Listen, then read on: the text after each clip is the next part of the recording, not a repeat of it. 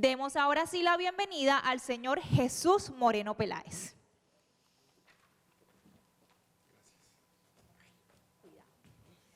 Gracias. Buenas tardes para todos. Suele uno pensar que con esa hoja de vida tan larga es que hago uno mucho, no lo está volviendo viejo. Entonces comienza a alargarse el chico.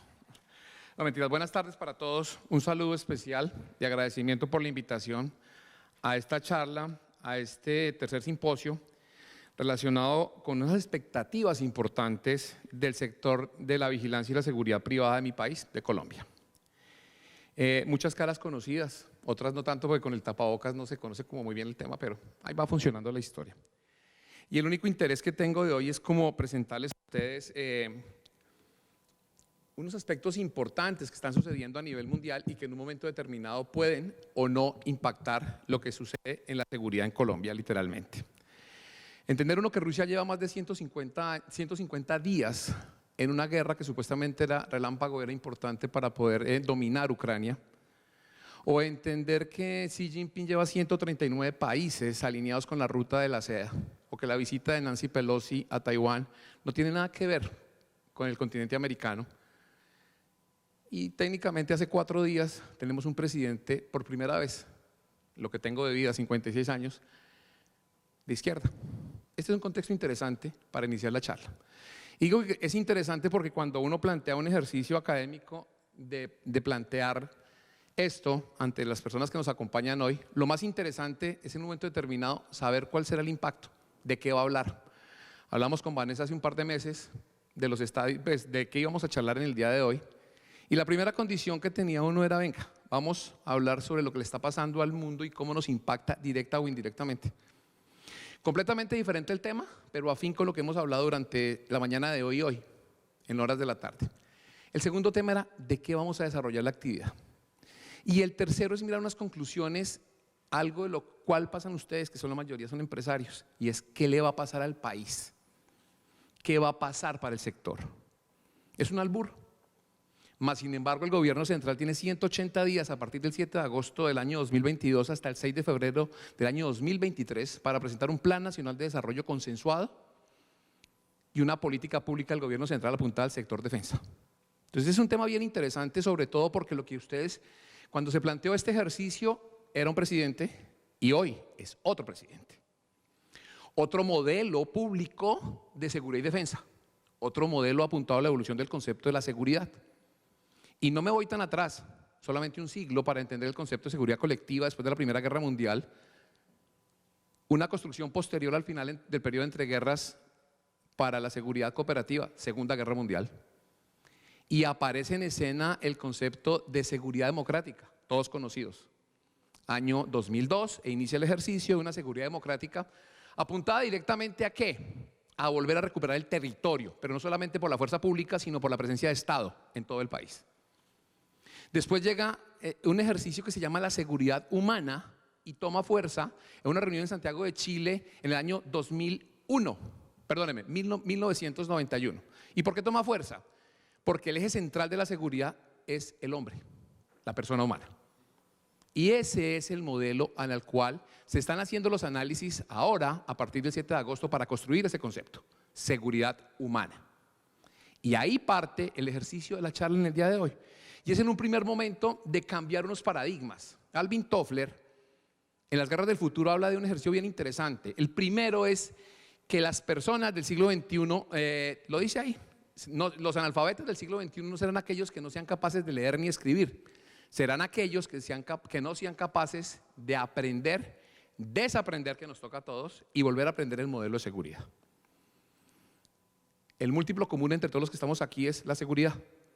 Y ese ejercicio lo lleva a uno a entender que las políticas públicas de seguridad y defensa y de políticas públicas de seguridad ciudadana tienen un concepto denominado de estrategia que no es única y exclusivamente militar. Que el ejercicio radica en varias definiciones en dos temas bien importantes. Uno, lo utilizo para las clases, es el modelo de estrategia que habla Lawrence Freeman en su libro La estrategia es una historia. Tema bien interesante, sobre todo cuando abre el libro con esa frase de Mike Tyson, que todo el mundo tiene un plan hasta que le rompen la cara. Textualmente, hasta cuando le dan en la jeta. Textualmente, usted tiene un plan hasta que una amenaza se lo impacta y usted no puede seguir funcionando. Ese es el ejercicio real. ¿Y qué plantea ese ejercicio de este señor? La primera parte, entender que la estrategia se plantea exclusivamente para poder observar en el tiempo, en las condiciones, la habilidad. ¿Para qué? Para que a largo plazo yo sea capaz de saber qué van a hacer los demás. Y en ese orden de días, en la parte introductoria del libro de Lawrence Freeman, habla de un equilibrio entre los objetivos del Estado y los recursos con los que cuenta. Los fines esenciales del Estado, artículo 2 de la Constitución, y con qué recursos cuento, el poder nacional. Y el poder nacional es nada más ni nada menos que la construcción y la interacción de todos los campos de acción del Estado, la parte política, la parte económica, la parte social y por supuesto la parte militar. Y en ese ejercicio le dice de qué forma va a plantear la estrategia. Y la forma era hasta hace unos días una, y hoy es el modelo de seguridad humana. Así las cosas, el ejercicio de estrategia que hoy nos reúne aquí es bien interesante plantearlo con tres aspectos que hablábamos importantes: los fines, los medios y las formas, como lo voy a plantear. Y varios autores, Juan Ricardo Sánchez habla de tres aspectos fundamentales para entender el concepto de estrategia. Uno, las amenazas a las estrategias de las empresas. Dos, la estrategia del otro. Y tres, el contexto. Ese contexto que ustedes ven en la norma ISO 31000, que habla de tres aspectos importantes: un contexto mundial, un contexto regional y un contexto local. En ese orden de ideas, la clase o la charla de hoy mejor va a ser contexto. Y el contexto nos lleva a entender cuál será la estrategia que vamos a plantear, porque no dejaré tantas respuestas más y muchas dudas hacia dónde va el ejercicio de la estrategia. Vuelvo y lo digo, se cambiará el modelo de seguridad y defensa, sí, no las amenazas a la defensa, pero las amenazas a la seguridad sí van a cambiar. Se van a variar varios aspectos importantes en el ejercicio de esta actividad. Uno, entender que lo que denomina el presidente, ya no hay enemigo interno, pero los grupos armados organizados residuales siguen funcionando, siguen delinquiendo. El grupo armado organizado ELN sigue delinquiendo. Los grupos de delincuencia organizada siguen delinquiendo. Entonces el ejercicio es ese: entender cuál será la manera en que el sector de la seguridad privada buscará beneficios en el tema de todo lo que corresponde a la seguridad ciudadana. Hablaba el superintendente en la mañana de hoy, muchos espacios que se van a presentar para el concepto de seguridad, pero sin duda el sector de la seguridad privada tendrá que plantear una estrategia para mantenerse en el tiempo en esos puestos, y que no sean puestos de un momento determinado y que al año siguiente o a los 2 años ya no los tengan. ¿Alguien identifica a las personas que están colocadas en el contexto, en la figura del contexto? Digamos que uno es identificable, ¿cierto? Juan Manuel Santos. El otro señor es Salvador Sánchez Serén, presidente anterior a Nayib Bukele de la República del Salvador. Y es quien firma los acuerdos de paz por el farabundo Martí para la Liberación Nacional y fue presidente durante 4 años de la República Popular del Salvador. Casualmente estaba en la oficina de VAX Bogotá, donde trabaja mi querido Miguel, y abrí una revista y encontré la foto. Yo, febrero 2016, todavía no se han firmado los acuerdos de paz. Me fui a la página de la presidencia y encontré esa foto de la presidencia.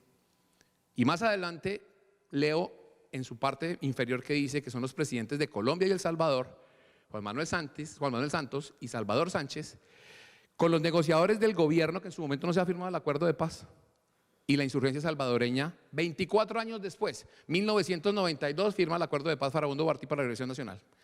¿Qué quiero significar con eso? Que el contexto de esa foto y el contexto de mi país en ese momento era diferente al que tenemos ahora. Y entender las amenazas o la condición real es hoy lo que tenemos que analizar. No es lo que pasó antes, sino lo que tenemos ahora. Entonces va la primera pregunta, el primer interrogatorio. Tenemos que desaprender lo que veníamos haciendo. Tenemos que entender que la dinámica de seguridad en Colombia cambió.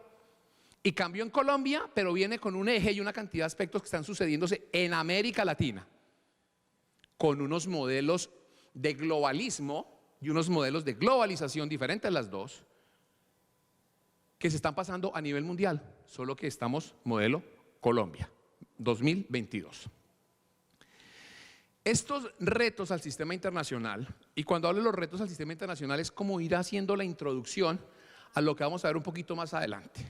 Y vemos estos, digamos que en esencia son generales 9 retos importantes a entender y a desarrollar por parte de la seguridad pública y privada. Va la primera condición, terrorismo.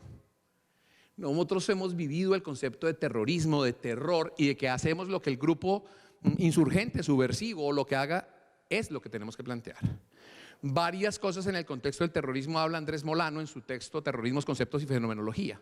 Y es definir, oiga, ¿por qué se sucede este concepto de terrorismo a nivel mundial? Nada de lo que sucede en Colombia es atípico, ni es diferente. La primera condición es un sistema internacional inestable. Cuando lo escribió Molano en el año 2016, era un sistema internacional y después del año 2020 el sistema internacional colapsó en muchos aspectos importantes. ¿Y por qué? Porque técnicamente tuvo problemas de pandemia, los objetivos de desarrollo sostenible de las Naciones Unidas se bajaron entre un 40 y un 60%, la comida, la educación, el agua. Oiga, pero ¿eso por qué impacta o eso es a nivel mundial? No, impacta a Colombia. Primera condición. La segunda, digamos que hubo en su momento, habla Andrés Molano, de un patrocinio estatal al terrorismo. Estados que patrocinaban grupos terroristas y que posteriormente se les devolvió.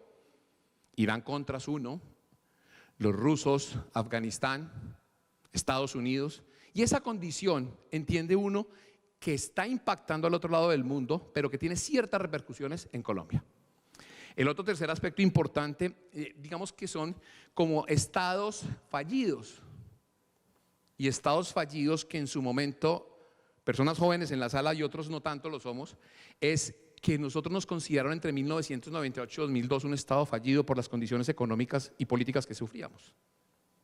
Más de 140.000 kilómetros cuadrados no tenía autoridad el gobierno central. La retoma de esa zona le presentó un nuevo modelo de seguridad que funcionó en ese primer 2002 hasta el 2010 y se generó una política pública de seguridad y defensa. Y 3 aspectos no menores que habla Molano en su texto y habla, 1, los nuevos medios de comunicación, 1, 2, habla la manera de cómo el terrorismo tiene personas que actúan solos con el hecho de hacer, digamos, actividades de esa condición. Ex primer ministro de Japón, muerto por una persona porque no estaba de acuerdo con lo que había hecho durante su trabajo. Entonces, todo este ejercicio engloba una dinámica importante, terrorismo. Luego nos vamos a una parte que es importante y el señor Coronel hablaba ahorita y era ese tema de narcotráfico. Lo dijo clarísimo, menos hectáreas, más coca, menos matas a lo ancho, más matas a lo largo. Cada 45 a 60 días recojo la coca. ¿Qué quiere significar eso? Que si yo les digo, estamos hablando de 1.200 toneladas métricas de clorhidrato de coca en promedio, lo que se pueda incautar, vamos a irnos económicos, 800 toneladas quedan por ahí volando. Póngalas una al lado de otro con un contenedor de 40 pies, llenándolos de a 20, 22 toneladas y son 40 contenedores, uno detrás de otro, tuquios llenos de coca. Eso es el ejercicio que tienen que entender, que son amenazas que se están materializando realmente en esto. Si vemos el tema puntual de todo lo que es la migración, la atipicidad de este ejercicio de migración, tiene usted que entender que en Colombia tenemos una migración de extranjeros venezolanos en 2 condiciones. Una con plata, 1999, que emigró al inicio de la Revolución Bolivariana, y una que vino a hacer su paseo completo. ¿Se han dado cuenta ustedes que ese modelo de migración pasan por aquí venezolanos con venezolanos, digo Bogotá, y suben, bajan hasta el sur del continente y luego suben venezolanos con colombianos, colombianos con argentinos, venezolanas con chilenos y con hijos peruanos? Entonces el fenómeno de la migración va a impactar, no porque sea nuevo, sino porque lo estamos viviendo literalmente desde hace un tiempo nosotros. El otro tema que me parece importante entender es estos fenómenos globales. Y cuando hablo de esos fenómenos del medio ambiente, habla que una de las políticas públicas del gobierno actual es desarrollar un tema de economía circular, basura cero y todo el aspecto que apunta al ejercicio de sobreponerse a mejorar todas las actividades que requieren ¿cómo se llama? Bolsas plásticas de un solo uso, no, de varios usos, de estimular el ejercicio, y eso es lo que va a plantear hoy día la ministra del Medio Ambiente. El otro tema que es bien interesante entender es la migración, perdónenme, el tema de la mendicidad ajena. Cuando uno analiza el concepto de seguridad multidimensional a partir del año 2003, se da cuenta que uno de los catalizadores más importantes en el manejo de los estados sociales y de los países es la mendicidad ajena. La disparidad de Colombia es del puesto 31 entre 33 países en América Latina. Entonces el tema es bien interesante plantearlo y mirar algo a lo cual nos ha llevado la evolución del concepto de las amenazas, y lo hablamos mucho en las conferencias, y es estos grupos de delincuencia organizada transnacional. Las fuerzas militares y la fuerza pública determinó desde el año 2010 desarrollar un modelo de sistema de amenaza persistente para entender que la amenaza no era solamente subversiva, que tenía un contexto y un entorno de elementos que hacían que no fuera militar únicamente el tratamiento. En ese orden de ideas pasa del sistema de amenaza persistente a un sistema de amenaza terrorista total. Eso hasta el año 2018. Y en el año 2018 el Ministerio de Defensa determina dos resoluciones, la resolución 15 y 16, para atacar los grupos armados organizados residuales, entiéndase FARC anterior y ELN, y grupos de delincuencia organizada. Entonces esa visión es bien interesante, sobre todo porque en el entorno es lo que se va a seguir viviendo, pero bajo un concepto de seguridad humana. Y dejé de última y no menos importante el tema cibernético. En la siguiente ayuda debe aparecer un informe, que fue el último informe que le entregaron al presidente Trump a finales del año de enero del año 2019, en donde al presidente le plantea una serie de amenazas y el presidente y la comunidad de inteligencia de Estados Unidos le plantea una condición. La amenaza más importante y más delicada que tiene en este momento Estados Unidos con el mundo son las ciberamenazas. El Banco Central de Bangladesh tuvo un intento de craqueo para sacar una plata, unos títulos valores, 11 millones de dólares.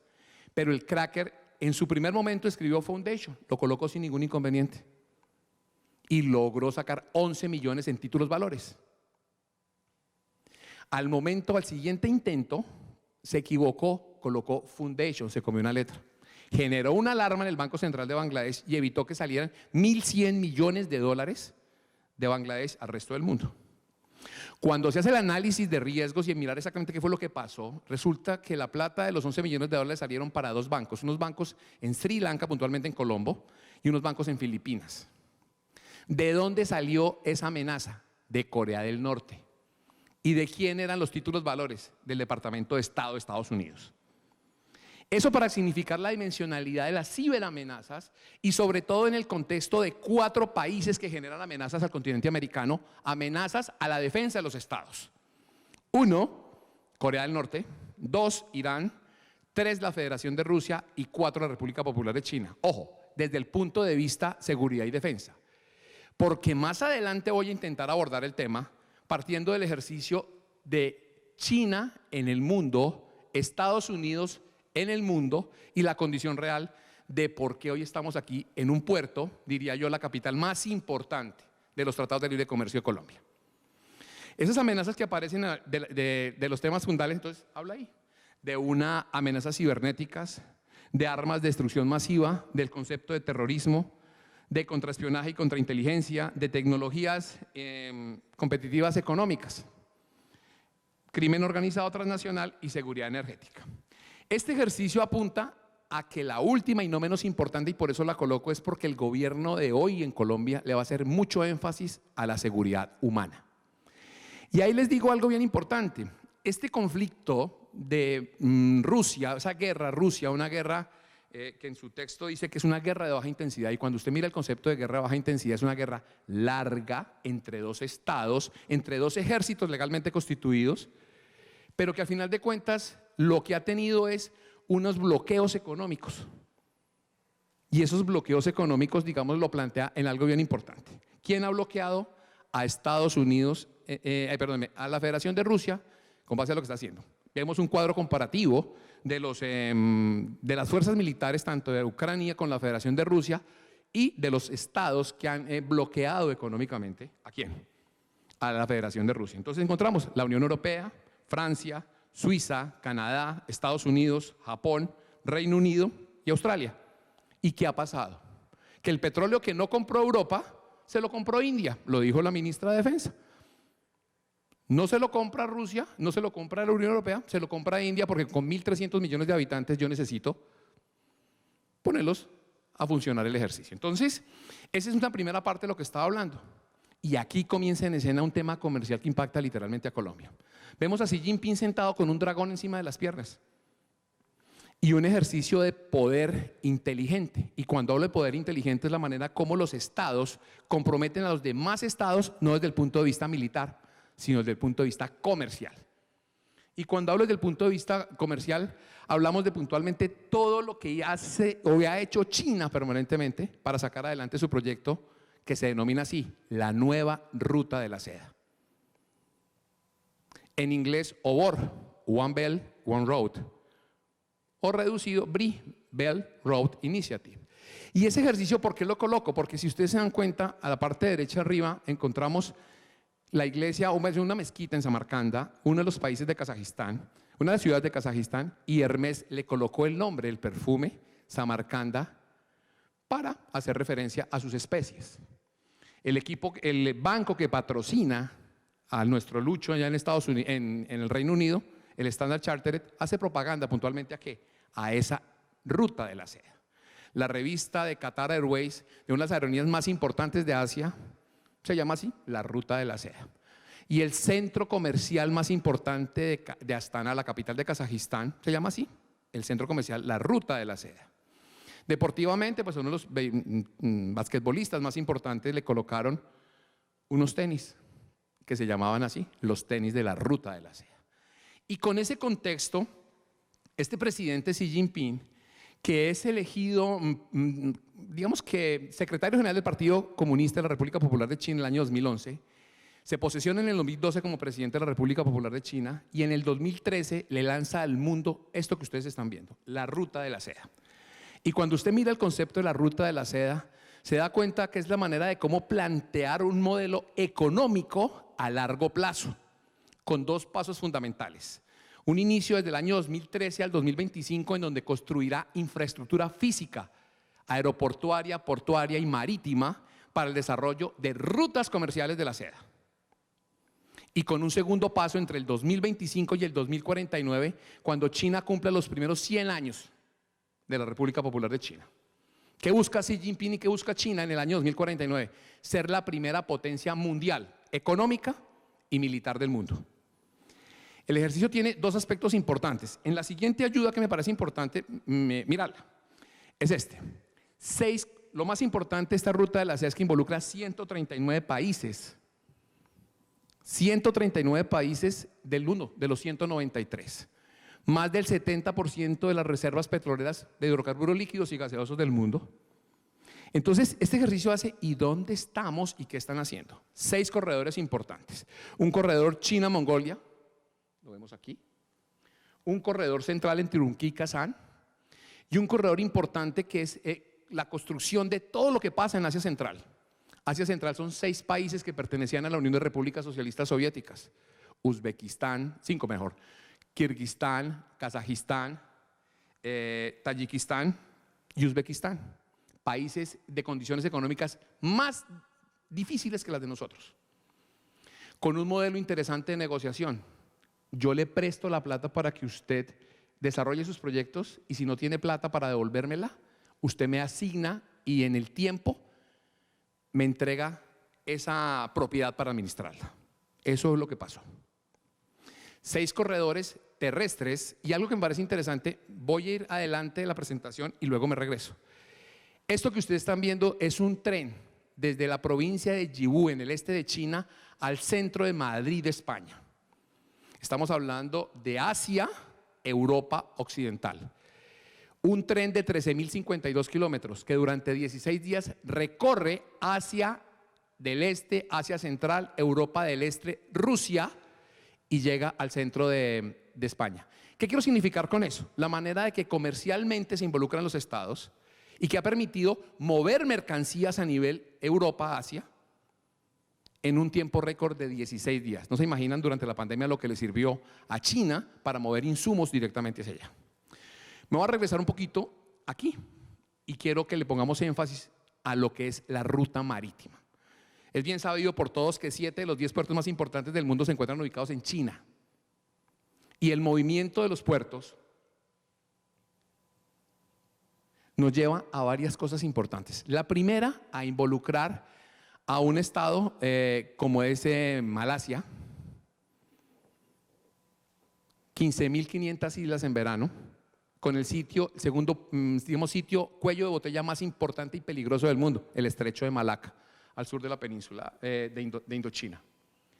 Involucrar a Calcuta, estoy hablando de la India, con China en temas comerciales. Y cuando hablo de temas comerciales estamos hablando que China e India no tienen relaciones diplomáticas, pero tienen relaciones comerciales. Segundo tema, bajar e invertir algo cercano a 2.4 billones de dólares en la construcción de un puerto de aguas profundas en la segunda ciudad más importante de Sri Lanka, Hambantota. Y en el año 2018, Xi Jinping le plantea al gobierno, págueme lo que le toca. Y el gobierno de Sri Lanka le dice, no tengo. Y le dice, tranquilo, deme la concesión hasta el año 2099. No es por todo sabido que hace menos de un mes hubo un problema en Sri Lanka importante de gobierno y hoy día es un país, digamos que es un estado que no es estable para hacer sus actividades. Pero China sabe que el haber sido un punto extremo de la República del Reino Unido, la Gran Bretaña e Irlanda del Norte, Sri Lanka, una colonia ceilana anteriormente, le sirve para el desarrollo de sus actividades comerciales a nivel mundial después del año 2025. Involucra a países importantes de África, digamos el de esta esquina puntualmente, Djibouti, un país que no tiene 1 millón de habitantes, pero que tiene 3 zonas portuarias para Rusia, para China y para Estados Unidos. Entra por el Mar Rojo, pasa el Canal del Suez y esa ruta involucra 2 puertos importantes. El puerto del Pireo en Atenas y el puerto de, se me escapa el nombre, en Italia, no lo tengo, el puerto de Venecia. Junta los 2 corredores, terrestres y marítimos. Oiga, Eduardo, pero usted no ha hablado nada de Colombia. Bastantico.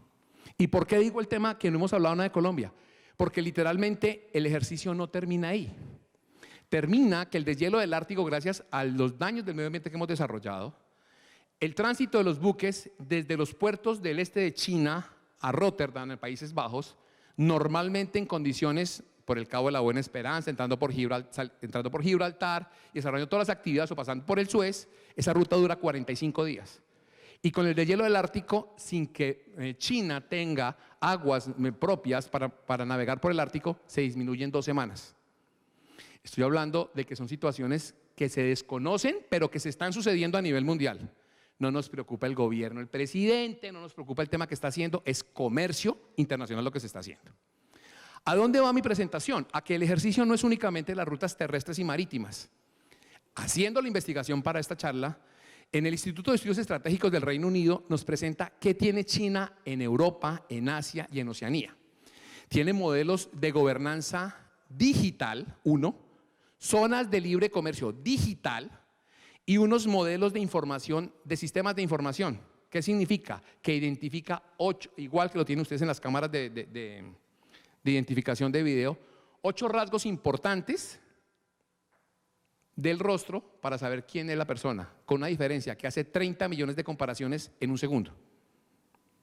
Entonces, este ejercicio, ¿qué más nos lleva? A ciudades inteligentes, a telefonía fija y a la ruta 5G a nivel mundial. ¿Qué quiero significar con este mapa? Que esta es la manera de la tercera ruta de la seda de China en esos sectores. Bueno, ¿y en Colombia qué? ¿Y en América qué? Entonces, cuando preparaba esta presentación, le saqué una foto del señor que está ahí al lado de Xi Jinping, el señor más bajito, se llama Ren Zhengfei. Ren Zhengfei es el presidente de Huawei. Y resulta que cuando tengamos estos aparatos que están aquí a mano de ustedes, la respuesta en el mejor momento hoy día son 50 milisegundos. Cuando estemos en 5G, la respuesta es 1 milisegundo. ¿Qué significa? Que este ejercicio nos va a llevar a algo real para la seguridad y para el comercio a nivel mundial. 1, realidad aumentada, internet táctil, realidad virtual y conducción autónoma. No es ciencia ficción, no es el Dick Tracy que conocimos nosotros, no es el Maxwell Smart después del cono de silencio. Es una realidad. ¿Por qué? Porque será mucho más rápida las comunicaciones, será mucho más fácil definir el concepto. 100% de cobertura, mínima construcción de, ¿cómo se llama?, de consumo de baterías. Y todo esto es lo que realmente está sucediendo al otro lado del mundo. Todo esto es lo que nos lleva a entender cuál es el interés de China en América Latina. Uno, en Brasil, el puerto de Minas Gerais lo adecuó y lo planteó de una buena manera, lo modernizó. En Bolivia construyó una represa del Alcino Hidro y con llave en mano se lo entregó al presidente de Bolivia. Y hay algo que me parece importante. China, a partir del año 2017, retomó las relaciones comerciales con Panamá. Y le dijo, en el 2025, China va a ser el primer usuario del canal de Panamá. Estamos en el 2022. En 3 años eso va a pasar. ¿Y qué tiene que ver Barranquilla? ¿Y qué tiene que ver Cartagena? ¿Y qué tiene que ver Santa Marta? ¿Y qué tiene que ver con el puerto de Aguas Profundas que están construyendo en el Urabá antioqueño? Con una infraestructura que va desde Medellín hasta ese sitio de 4ª generación de vías, 1, y 2, toda la infraestructura es china y la mano de obra calificada. Entonces, esos futuribles que uno plantea o esas dinámicas de estrategia que se plantean en un momento determinado, le permite a uno definir que China va a desarrollar sus actividades en América Latina sin necesidad de pelear, simplemente con unos fondos de inversión. Y cuando hablamos de Nicaragua, lo que pasa es que el presidente de Nicaragua no le ha dado tranquilidad a Rusia para invertir, pero la idea es desarrollar un canal transversal aprovechando los 2 lagos de Nicaragua para pasar del Caribe al Pacífico. Entonces, ese es un ejercicio que lo traigo a colación. ¿Por qué? Porque es que la dinámica de la seguridad privada no es únicamente el guarda que está en la esquina, es entender qué viene para el país. Una inversión importante extranjera directa, plata. 2, un nuevo modelo de seguridad con una condición importante, y es que a los inversionistas les interesa que le dé seguridad el gobierno colombiano. Estos son antecedentes y este es el ejercicio. Hace 4 años, cuando Estados Unidos pensaba quitarle la certificación a Colombia, el anterior presidente viajó a China, se entrevistó con Xi Jinping y buscó una manera interesante: inversión, turismo. ¿Y qué daba usted de inversión? Vengan y apoyen dineros aquí a Colombia. Mayor flujo comercial. ¿Y qué exportábamos nosotros a China? Aguacate, flores, banano. Aguacate, flores, banano. Aguacate, flores, banano. Esa es la realidad. Son productos muy básicos, pero y primarios en el ejercicio que se estaba planteando. Redefinir un acuerdo de alcance parcial desde el punto de vista comercial, la repatriación de 14 presos que en su momento estaban detenidos, de los 130 todos por tráfico ilegal de drogas, y la eliminación para el comercio de las barreras sanitarias y fitosanitarias. Eso pensaba uno. El interés máximo del gobierno era ir a conocer los inversionistas chinos para construir la primera línea del metro de Bogotá. Esa era la condición y ese era el contexto que se estaba viviendo, porque esa es la obra de infraestructura más importante que tiene el país y había que salvaguardarla de cualquier condición. ¿Qué pasa ahora? Y ya haciendo un cierre de la charla, y es un tema bien interesante. Les comento que tuve varios cierres de la clase, varios cierres de la charla, varios cierres de este ejercicio. ¿Por qué? Porque para uno aquí, siendo público y teniendo tantas personas expectantes, lo que me atrevería a decir que son varios momentos que se van a suceder.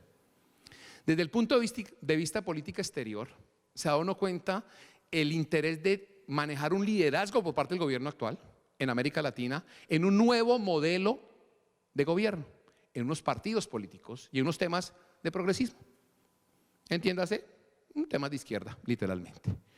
2, ¿por qué coloco esas 2 últimas fotos en las que está en la parte de abajo?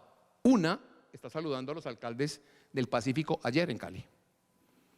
Y ayer mismo, todo el tema, se radicó la ley para la exploración de petróleo por no fracking. Entonces, este ejercicio es bien interesante, sobre todo para entender hacia dónde va a apuntar el gobierno. Inicié mi charla diciéndoles que hay 180 días para que el gobierno le presente al Senado el Plan Nacional de Desarrollo, políticas públicas sectoriales a desarrollarse como su plan de gobierno los próximos 3 años y 6 meses. Eso es uno, lo que va a esperar. 2, la mayoría de los que estamos aquí en algún momento estuvimos en filas, como militares, como policías, como la reserva, como lo que ustedes quieran mirar, o tenemos familiares o nexos con el ejercicio. No está claro. Ayer se nombró como director nacional de inteligencia a una persona que fue compañera de filas del presidente en el M-19, reinsertado, y que va a desarrollar su actividad de inteligencia de Estado. Me preguntarán ustedes, ¿y qué va a pasar? Yo no tengo ni idea. Sé que eso fue lo que nombró ayer. Una tercera condición, el tema de la policía y la seguridad privada a un ministerio estéreo. Llevará su tiempo, no es improbable, pero es un ejercicio que vale la pena decantarlo. Y por último, plantearles algo bien interesante, sobre todo en el escenario de hoy día, y es la manera de cómo se va a construir el Plan Nacional de Desarrollo, el modelo de gobernanza, negociando territorios, negociando actividades, que fue lo que se planteó en la propuesta de gobierno del presidente actual. No es malo, no es bueno, es lo que está pasando. Y en ese orden de ideas, básicamente es como lo que tenía del contexto muy rápido, pero como se los comenté, pues buscaba dejar más inquietudes que respuestas, porque esta es la vida real. Y eso es lo que estamos viviendo hoy día y lo que van a percibir. Hacia el sector de la seguridad privada, donde apunta algo real, a que haya estrategias de Estado y del sector para plantear las dinámicas que la fuerza pública no va a poder cumplir. ¿Qué significa con eso? Que los sectores que más se benefician en los posteriores acuerdos de paz en el mundo han sido la seguridad privada y todo el sector comercial. Entiéndase, el transporte terrestre. Entonces, son ejercicios apuntados a desarrollar políticas sectoriales, pero no a corto plazo, como todas las estrategias, a mediano y a largo plazo. A mediano y a largo plazo. Y con esto, yo sé que me quedan unos minutos, pues si hay preguntas, estoy a sus órdenes, y si me las sé, las respondo, y si no, llamamos a un amigo, 50-50 o alguna vuelta que tenemos. Muchas gracias.